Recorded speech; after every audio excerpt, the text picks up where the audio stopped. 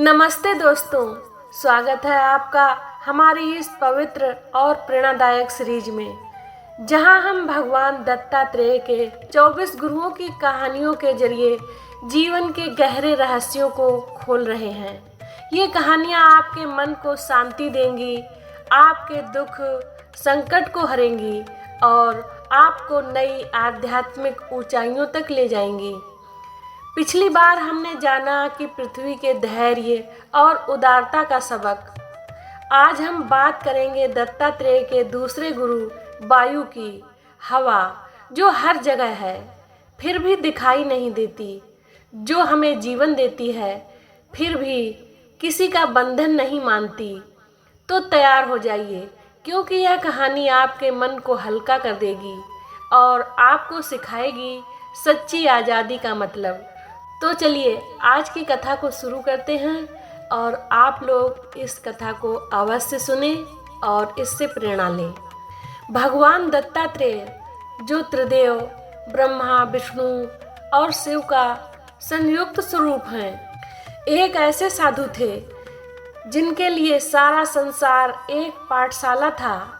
वे महर्षि अत्रि और माता अनुसुईया के पुत्र थे, लेकिन उनका जीवन सांसारिक बंधनों से परे था।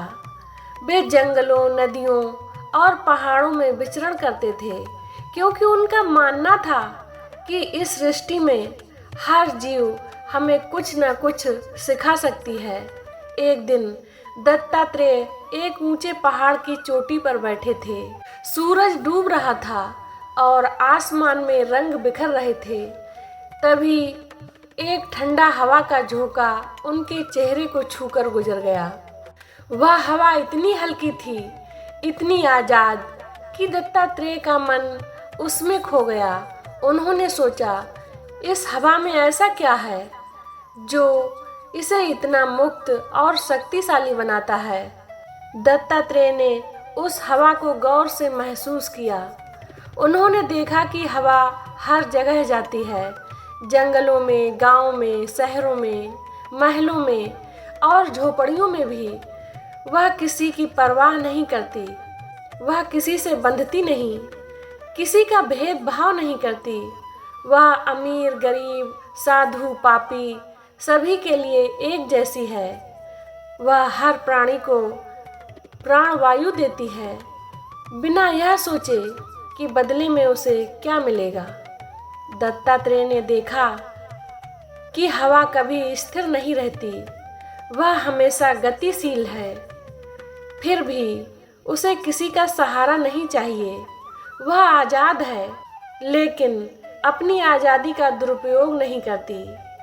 वह जहाँ भी जाती है जीवन का संदेश ले जाती है।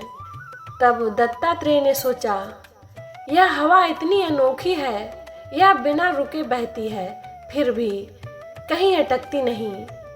यह सब कुछ छू लेती है, फिर भी किसी से लिपटती नहीं। यह हर किसी को जीवन देती है, फिर भी किसी का गुलाम नहीं बनती। क्या यही नहीं है सच्चे गुरु का स्वभाव। उन्होंने हवा को और गहराई से समझा। उन्होंने देखा कि हवा में एक खास गुण है, अनासक्ति। वह ना तो किसी व्यक्ति से बंधती है, ना किसी स्थान से, ना किसी सुख से। वह बस बहती है, अपने स्वभाव में बिल्कुल मस्त। तब दत्तात्रेय ने अपने मन में विचार किया। उन्होंने सोचा, हवा मुझे सिखा रही है कि जीवन में सच्ची मुक्ति तभी मिलती है जब हम अनासक्ति को अपनाएं। हम लोग सुख, संपत्ति, रिश्तों और नाम में उलझ जाते हैं। हम सोचते हैं कि ये चीज़ें हमें खुशी देंगी, लेकिन यही हमें बांधती हैं। हवा की तरह हमें भी अपने मन को आज़ाद करना होगा। हमें देना है, लेकिन बिना यह सोचे कि बदले में क्या मिलेगा।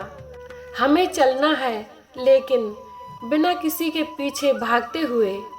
हमें जीना है अपने स्वभाव में, बिना किसी के गुलाम बने। दत्तात्रेय ने यह भी देखा कि हवा का एक गुण है, गतिशीलता। वैसे ही हमें जीवन में कभी नहीं रुकना चाहिए। चाहे कितनी भी मुश्किलें आएं, कितने भी दुख आएं, हमें बहते रहना चाहिए हवा की तरह। और जैसे हवा हर किसी को प्राण देती है, वैसे ही हमें भी अपने ज्ञान, अपनी दया और अपनी अच्छाइयों को बांटते रहना चाहिए बिना भेदभाव के। तो दोस्तों, अब आइए सुनते हैं जीवन से जोड़ने वाली कुछ प्यारी प्यारी सीखें। दोस्तों, ज़रा सोचिए, आज के जीवन में हम कितनी चीज़ों से बंधे हुए हैं। हमारा मन मोबाइल, पैसा, रिश्ते या समाज की उम्मीदों में अटक जाता है। कोई हमें कुछ कह दे तो हम परेशान हो जाते हैं। कोई छोड़कर चला जाए तो हम टूट जाते हैं। लेकिन हवा हमें सिखाती है कि सच्ची खुशी बंधनों में नहीं, मुक्ति में है। हमें अपने मन को हल्का करना चाहिए। जैसे हवा किसी का बोझ नहीं उठाती, वैसे हमें भी दूसरों की नकारात्मकता को अपने मन में जगह नहीं देनी चाहिए। मान लीजिए, कोई आपके साथ बुरा करता है, आप गुस्सा हो सकते हैं, लेकिन हवा की तरह उसे छोड़ दीजिए। वह गुस्सा आपके लिए नहीं। या अगर आपके पास कुछ ज़्यादा है तो उसे ज़रूरतमंदों के साथ बांट दीजिए, बिना यह सोचे कि आपको क्या मिलेगा। और सबसे बड़ी बात, अपने जीवन में हमेशा आगे बढ़ते रहिए। चाहे ज़िंदगी कितनी भी मुश्किल क्यों न हो, हवा की तरह बहते रहो, रुकना नहीं। यही सिखाया है वायु ने हमें।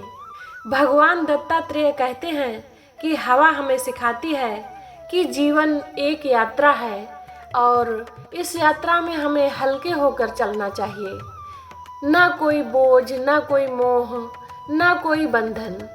जैसे हवा हर किसी को छू कर निकल जाती है, वैसे ही हमें भी दूसरों के जीवन में खुशी बांटनी चाहिए, बिना उनसे चिपके। और जैसे हवा हर प्राणी को प्राण देती है, वैसे ही हमें भी अपने कर्मों से दूसरों को प्रेरणा देनी चाहिए।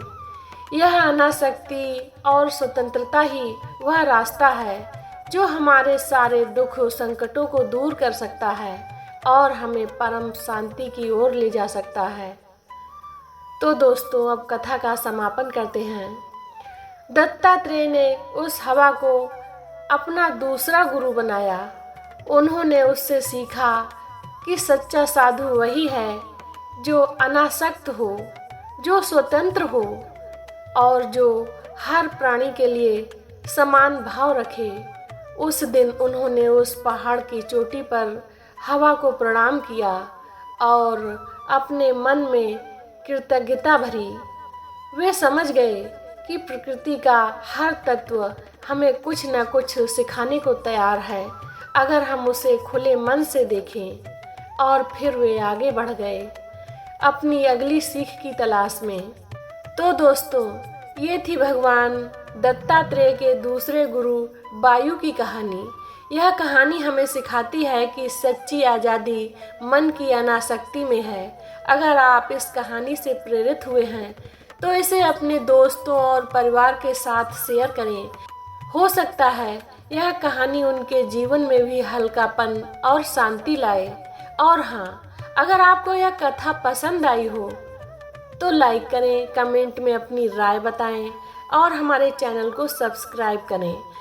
तो दोस्तों, वायु की यह कहानी सिर्फ एक झलक थी। भगवान दत्तात्रेय की गहरी शिक्षाओं की अब बारी है उनके तीसरे गुरु की, आकाश की कहानी, जो हमें सिखाएगी कि कैसे हम अपने मन को अनंत और शुद्ध बना सकते हैं। यह कहानी आपके दिल को छू लेगी और आपके जीवन के हर दुख को दूर करने का रास्ता दिखाएगी। इसे सुनने से ना चूकें और वीडियो को लाइक करें और अपने प्रियजनों के साथ शेयर करें और चैनल को सब्सक्राइब करके बेल आइकन दबा लें ताकि अगली कथा का इंतज़ार ना करना पड़े। चलिए मिलते हैं आकाश की अनंत कहानी में, जो आपके जीवन को नई रोशनी देगी। तो दोस्तों, प्रेम से बोलिए जय हो भगवान दत्तात्रेय की।